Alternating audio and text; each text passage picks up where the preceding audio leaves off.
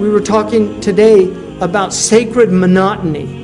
This idea of doing these things that we do every day, and they become our practice. Like the master archer who goes out every day and practices until it becomes effortless. It's no longer, he is no longer present. The beginner's mind is a wonderful mind, they say, because the beginner's mind is really the mind that has arrived. Because the beginner is always present. Because they're so worried about getting it right. If you watch a beginner driver, I love when I drive by these schools, you know, these driving schools. I love watching these people learning how to drive. They're usually about 16, and they're in there, and they're so present because they have the beginner's mind. You see, after a while, they like everybody else, they're falling asleep at the wheel, right? They go from one place to another and they don't know how they got there. But they've done that trip so many times because they're asleep at the wheel. The lights are on, but nobody's home. This is most people. We're somnambulent. We're sleepwalking through life. We're not present. We're not present in our meetings when we meet each other.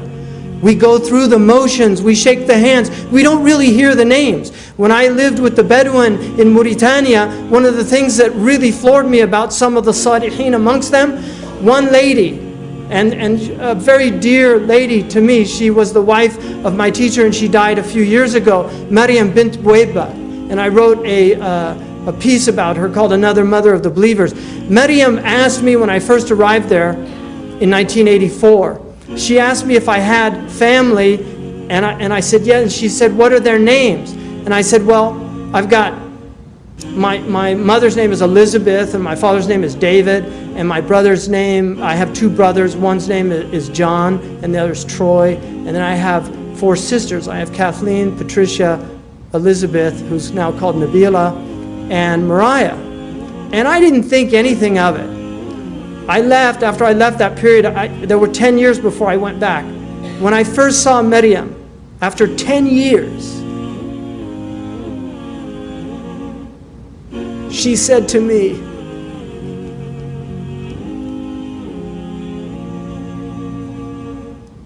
كيف ديفيد؟ كيف إليزابيث؟ كيف جون؟ كيف تروي؟ كيف Mariah, Patricia, and she named all of my family. And it just really, it was such a dagger to the heart because I realized she wasn't just asking to chat.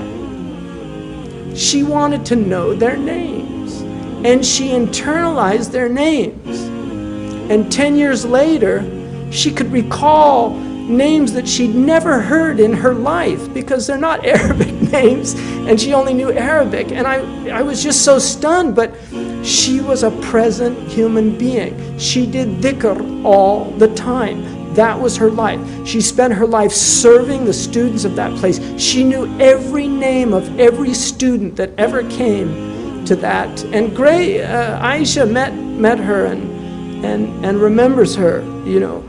She was present, and this was from practice. This was from just the monotony of every day working on your presence with God. Because when you're present with God, you're present with the creation of God.